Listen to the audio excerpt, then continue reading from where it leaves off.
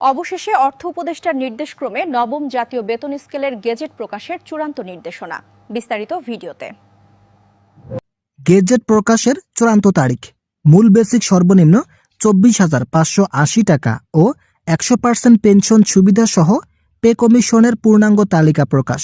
অর্থ উপদেষ্টা এই বিষয়ে যা বলেন, বিস্তারিত আলোচনা করার শুরুতে ভিডিওটিতে একটি লাইক এবং চ্যানেলটি সাবস্ক্রাইব করুন। অবশেষে অর্থ উপদেষ্টার নির্দেশক্রমে নবম জাতীয় বেতন স্কেলের গেজেট প্রকাশের চূড়ান্ত তারিখ প্রকাশ করা হলো।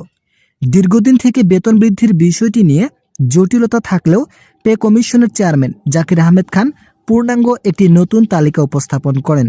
তালিকায় সর্বনিম্ন মূল বেসিক 24,580 টাকা বৃদ্ধি করেছেন। পে কমিশনের একাধিক সূত্র জানিয়েছে, বেতন বৃদ্ধির জন্য অর্থনীতিবিদদের সঙ্গে গতকাল একটি বৈঠক হয়েছে। যদিও অভ্যন্তরীণভাবে এই বৈঠক অনুষ্ঠিত হয়েছে, তবে বৈঠকে গুরুত্বপূর্ণ বিষয়গুলো তুলে ধরা হয়।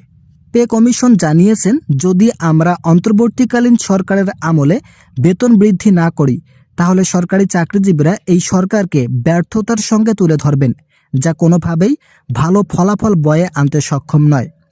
যার ফলে ইতিমধ্যেই একটি তালিকা তৈরি করা হয়েছে, যেখানে সর্বনিম্ন ও সর্বোচ্চ বেতনের একটি তালিকা তৈরি করা হয়।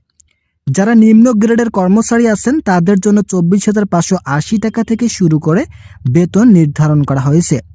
তবে উচ্চ গ্রেডের কর্মকর্তা ও কর্মচারীদের জন্য বেতন তালিকা এখন পর্যন্ত প্রস্তুত করা হয়নি। উচ্চ গ্রেডের বেতনগুলো রাফ করা হলেও পূর্ণাঙ্গভাবে প্রতিবেদন তুলে ধরেননি পে কমিশন। কেননা যেহেতু সর্বনিম্ন 22,000 টাকা নির্ধারণ করে বাজেট সংশোধন করা হয়েছে, তাই কিছু জায়গায় কম বেশি থাকতে পারে, যার ফলে আগামী 21 তারিখের আগেই সেই তালিকাগুলো সংশোধন করা হবে। তো বন্ধুরা, যারা এখনও চ্যানেলটি সাবস্ক্রাইব করেননি তারা অবশ্যই সাবস্ক্রাইব করুন। সংশ্লিষ্ট কর্তৃপক্ষের একাধিক সূত্র জানিয়েছে যে নবম জাতীয় বেতন স্কেল কার্যকর করা নিয়ে ইতিমধ্যেই ব্যাপক সমস্যা তৈরি হয়েছে। যারা নিম্ন গ্রেডের কর্মচারী আছেন তারা বিভিন্ন সময় বিভিন্ন দাবি উপস্থাপন করেছেন, কিন্তু সকল দাবি মেনে নিতে হলে অবশ্যই অর্থের প্রয়োজন, তা বরাদ্দ দেওয়া সম্ভব নয়। যেহেতু বর্তমান দেশের অন্তর্বর্তীকালীন সরকার শাসন আমল চলমান, তাই বরাদ্দ মাত্র 22,000 কোটি টাকা নির্ধারণ করা হয়েছে। এটা দিয়ে শুধুমাত্র বেসিক আংশিক বেতন বৃদ্ধি করা সম্ভব, তবে বাড়ি ভাড়া, চিকিৎসা ভাতা, শিক্ষা ভাতা ও যাতায়াত ভাতা বৃদ্ধি করা কোনোভাবেই সম্ভব নয়। যার ফলস্বরূপ একাধিক সদস্য নিশ্চিত করেছেন, আমরা আংশিকভাবে বেতন বৃদ্ধি করব, যাতে কর্মচারীরা আগামী 2026-27 অর্থ বছর পর্যন্ত স্বাভাবিকভাবে বেতন পেতে পারেন। পরবর্তীতে যখন 2026-27 অর্থ বছরে বাজেট বরাদ্দ দেওয়া হবে, তখন পূর্ণাঙ্গ গ্রেড অনুযায়ী মূল বেসিক সর্বনিম্ন 35,000 টাকা নির্ধারণ করে বাড়ি ভাড়া, চিকিৎসা ভাতা ও অন্যান্য ভাতা সংযোজন করা হবে। আগামী বাজেটে 70,000 কোটি টাকা বরাদ্দ রাখার বিষয়টি খুবই ইতিবাচক হিসেবে দেখছেন অর্থ উপদেষ্টা ডক্টর সালাউদ্দিন আহমেদ।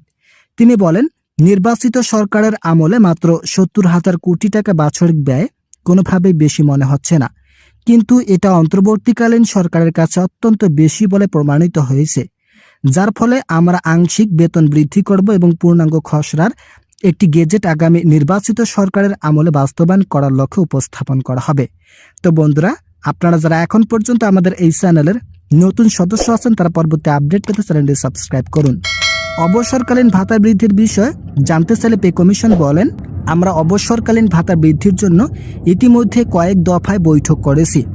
তবে অবসরপ্রাপ্ত সরকারি চাকরিজীবীদের বেতন বৃদ্ধির জন্য বেশ কিছু পদক্ষেপ নেওয়া হলেও সর্বশেষ 15 জানুয়ারির বৈঠকে এই বিষয়টির নেতিবাচক কিছু তথ্য উঠে আসে। পে কমিশনের একাধিক সদস্য বলেন, যেহেতু বাজেট খুবই অল্প, তাই এই বাজেটের মধ্যে কোনোভাবেই শতভাগ পেনশন সুবিধা বৃদ্ধি করা সমুচিত হবে না। আমাদের উচিত হবে হয় পূর্বের অবসর ভাতা বহাল রাখা, নতুবা সর্বোচ্চ 80% পর্যন্ত বৃদ্ধি করা, কিন্তু কোনোভাবেই শতভাগ হারে অবসরকালীন ভাতা বৃদ্ধি করা বাস্তবসম্মত হতে পারে না।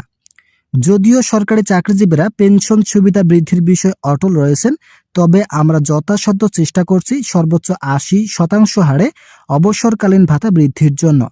এদিকে নাম অপ্রকাশিত রাখা শর্তে পে কমিশনের একজন সদস্য বলেন, সকল ভাতা বৃদ্ধির পাশাপাশি বাড়ি ভাড়া সংক্ষিপ্ত বাজেটের মধ্যে সংযুক্ত করা হয়েছে। যদিও এই বিষয়টি নিয়ে উপর মহলের নেতিবাচক প্রভাব লক্ষ্য করা গিয়েছে, তাও অন্তর্বর্তীকালীন সরকার চাচ্ছে এই সরকারের আমলে বাড়ি ভাড়া মূল বেসিকের 60% পর্যন্ত বৃদ্ধি করা হোক। ইতিমধ্যে এই বিষয়টি খসড়ায় উল্লেখ করা হয়েছে, তবে কোন কোন গ্রেডের জন্য কত বেতন নির্ধারণ করা হবে এই বিষয়টি নিয়েও বিভিন্ন সংশ্লিষ্ট সংগঠনের মাঝে ব্যাপক সমালোচনা চলছে। তো দেখা যাক আগামী 21 তারিখ কি ধরনের প্রতিক্রিয়া সৃষ্টি হয়। সে পর্যন্ত অবশ্যই আপনারা আমাদের এই চ্যানেলটি সাবস্ক্রাইব করে আমাদের সঙ্গেই থাকবেন। দেখা হবে পরবর্তী ভিডিওতে।